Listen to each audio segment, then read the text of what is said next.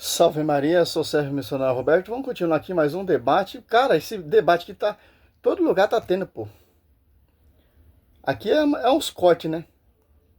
Debate, pega fogo. César Cavalcante intervém, ó. Porque o cara tá passando vergonha. Aí o Lucas Bonzoli fez um vídeo falando sobre isso também. Daqui a pouco eu vou mostrar. Olha só. Purificadora. Não, aí você já, já tá inventando. A pessoa. Não tô. Um tipo de punição é onde a pessoa vai sofrer muito.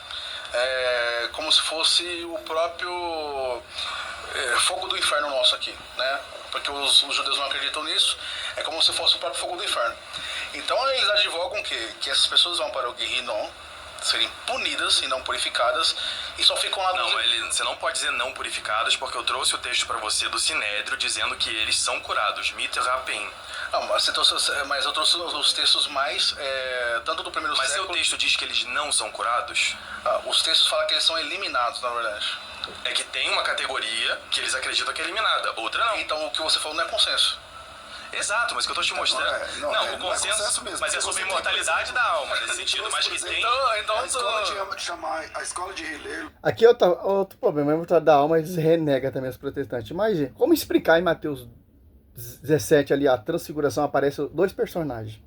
Moisés, que já tinha morrido ali no deserto de Deuteronômio 34 ali, do 5 em diante, narra a morte de Moisés. E ele aparece ali na transfiguração da montanha, mostrando o que para nós?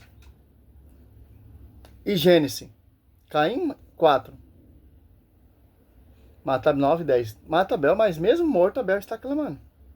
Então, essa ideia que não existe mortalidade da alma é mentira, é uma heresia desses doutores, certo? Mas vamos lá. Faltou a de Akiva, por exatamente isso. Mas mesmo assim, a gente está falando de posições judaicas. A de Akiva acho que são 40. É isso que é o problema quando você vai debater no campo de inimigo, que o padre Paulo Ricardo fala, né?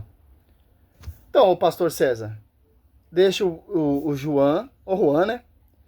Tomar o seu lugar e fica para debater com o doutor católico. Certo? 40 dias mais à frente aqui. Se você perguntar para um judeu hoje o que você está falando, ele vai falar a mesma coisa. Mas eu não tenho interesse nos judeus de hoje. Quando você vai para o Novo Testamento, você tem a escola dos saduceus, que nem acreditavam em nada Que nem disso. acreditava em nada, que achava que não tem alma, acabou, exatamente. E Jesus chama eles de muito enganados, inclusive. Só do seu, se não me engano, acreditavam só no Mas eu gostei desse tema que ele trouxe sobre punição. Gente, Deus não pune as pessoas, inclusive esse texto de Orígenes que eu trouxe, é Orígenes advogando isso contra Celso. Dizendo, Deus não pune as pessoas porque ele é mau. Ele pune as pessoas nessa vida porque ele quer que elas se curem. Deus não quer a morte do pecador, mas sim que ele se converta. Vamos dar um pause aqui para Os pobres no espírito, pois deles é o reino dos céus. Ele já começa a falar de reino dos céus. Ele faz todas as bem-aventuranças. Depois, nós vamos para Jesus falando sobre a nova justiça, no versículo 17 em diante. Não penseis que vim abolir a lei e os profetas. E ele diz, quem abolir um só desses mandamentos, versículo 19, por menor que seja, e assim ensinar os homens, será considerado o menor no reino dos céus. Está falando do céu aqui. Depois, sobre cometer homicídio. Ouvistes falar, não cometerás homicídio. Quem cometer homicídio será réu no julgamento. Já traz até a ideia do julgamento aqui. Eu, porém, vos digo, todo aquele que tratar seu irmão com ira, será réu no julgamento. Quem disser a seu irmão imbecil, será réu perante o sinédrio. Quem chamar o seu irmão de louco, será réu diante da hiena do fogo, do inferno. E logo em seguida, ele fala desse contexto. E adiante, ele fala de cometer adultério. Ouviste dizer, não cometerás adultério. Tá?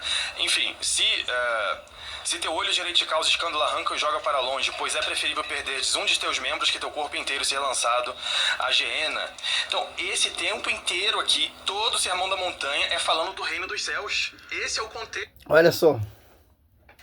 A aula que nós católicos estão dando para esses doutores sobre o purgatório. Mateus 5, 25, 26.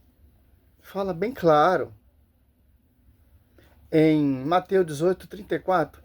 Bem claro. Mateus 12, 32. Bem claro. Mateus 5, 8. Porque só os puros de coração verão a Deus.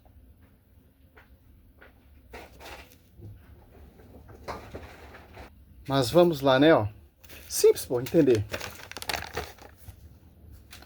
O purgatório Dá para se provar biblicamente, pô. Mateus 12:32, ó, ele fala de um mundo vindouro, onde pode haver perdão ou não. Poderia ser o inferno? Não. O inferno não tem como se arrepender, não tem perdão, certo? Já está condenado, certo? Totalmente, né? Poderia ser o céu? Jamais. No céu só vai entrar os redimidos, aquele que chegou 100% a ápice da santidade, certo? Onde vai... É um mundo vindouro, onde vai haver um perdão. Então, eles negam porque eles não são guiados pelo magistério, pô.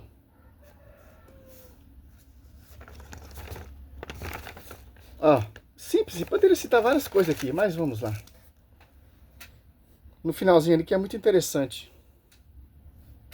Esse tempo inteiro aqui, todo... Relação ao contexto, Juan, que vergonha. Não, você tá passando vergonha, porque Jesus, ele inicia um assunto aqui. Lá o versículo? Não, você não tá isolando o versículo.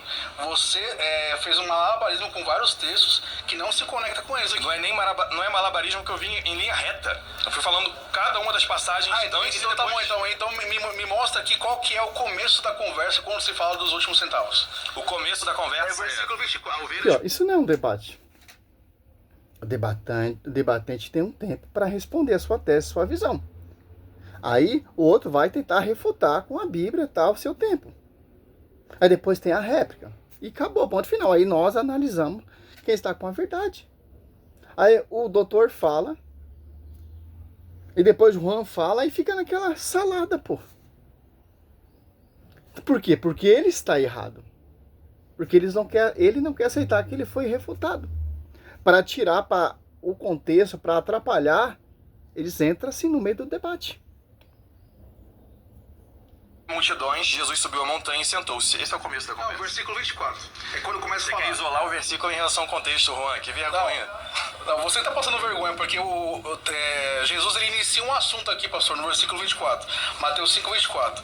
Mas aí... Quando deixar a tua oferta no altar, vai primeiro, antes de deixar, vai primeiro reconciliar com o teu irmão. Claro, tem que ter uma reconciliação para ofertar. Se não se reconciliar, ao termo. É só. Ele está querendo fazer o quê? Sincronizar o versículo que o doutor Ariel está falando, que é uma vergonha. Ó, Mateus 5.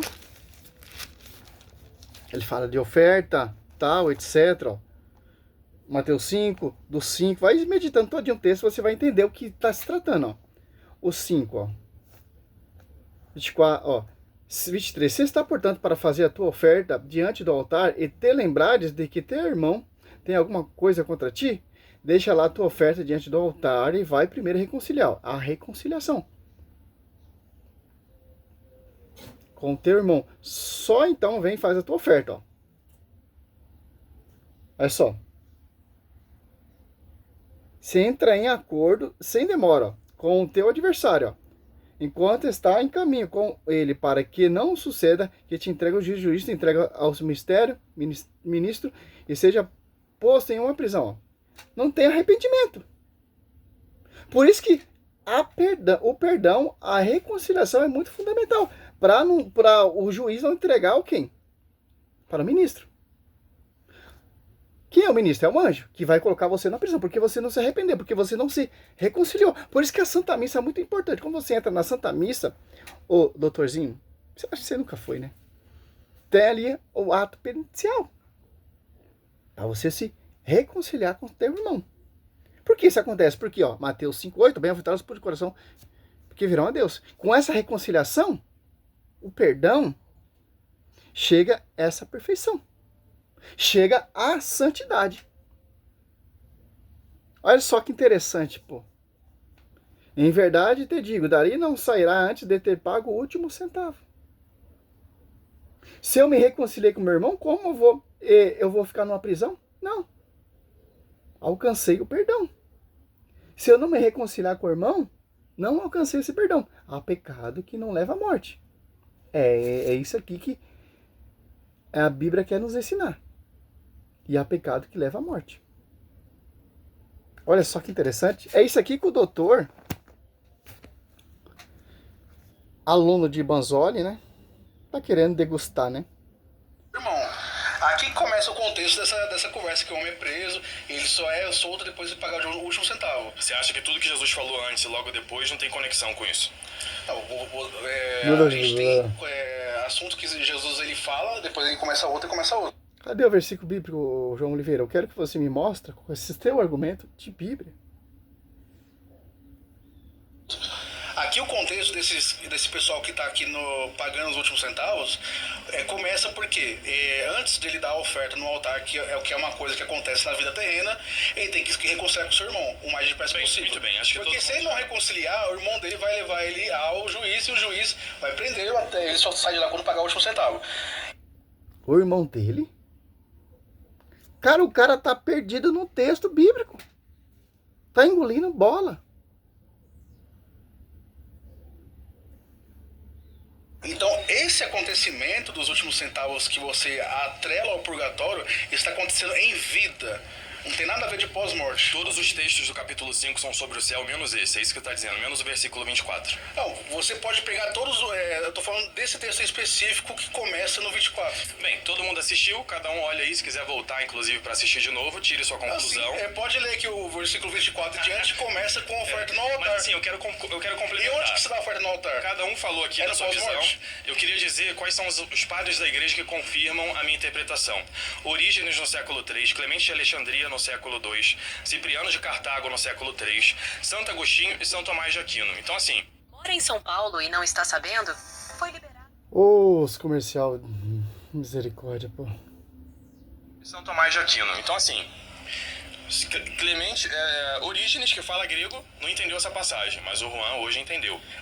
Clemente de Alexandria não entendeu a passagem. Porque o João Oliveira, ele é mais inteligente que Santo Agostinho, São Clemente, São Jerônimo. São mais inteligentes os protestantes que os doutores da igreja. Mas o Juan hoje, nossa, entendeu. Cipriano de Cartago errou. Juan hoje corrige ele. Bom, Agostinho errou. Juan corrige ele. Orígenes falou. E eu prefiro seguir essas pessoas. A gente está perdendo... Não, peraí, pastor. Calma aí. A gente está perdendo Pastor, nível, então não... E aí fica... Ó, isso aqui é uma vergonha, pô. Olha só. Isso aqui é uma... Por isso que o menino, ele fica louco lá, xinga mesmo, pô. Isso aqui é uma vergonha, pô. Cara... O debate, eu já vou te passar. A gente tá perdendo nível, vai ficar ruim o debate. Perdendo nível? Quem tá perdendo nível é o inteligentíssimo João Oliveira, que sabe mais que os pais da igreja. Encerrar aqui, né? Simples entender isso. Aí confirma muito claro que a igreja é a coluna sustentáculo da verdade. Vamos citar aqui, vamos ver. Só para finalizar aqui, ó.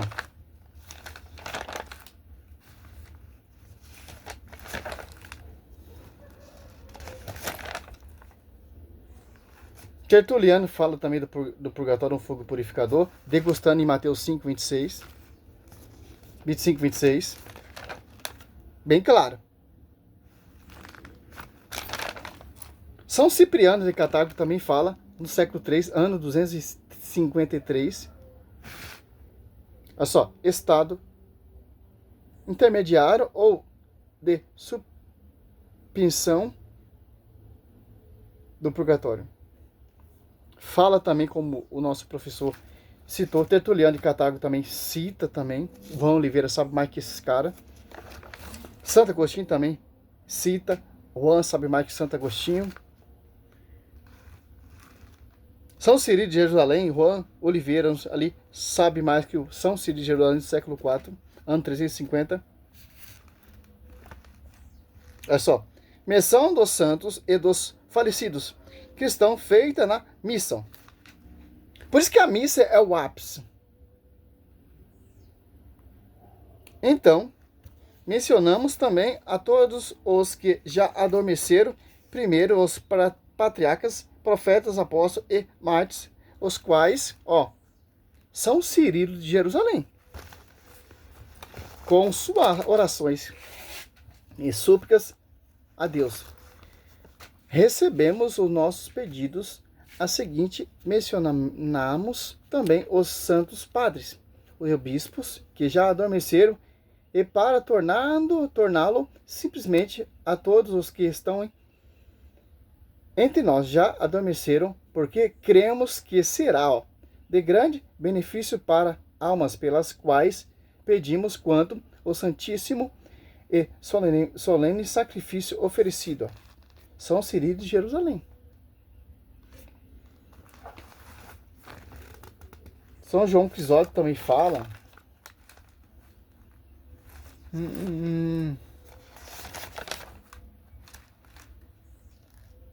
Santo Agostinho de Hipona, começo do século V, fala, 411. É uma coisa, o cara não entende nada. Eu não sou doutor, pô. Eu não sou doutor, não sou apologeta, não sou nada, mas eu tenho amor pela escritura. Eu sei o que eu estou estudando, que eu sou guiado pelo magistério.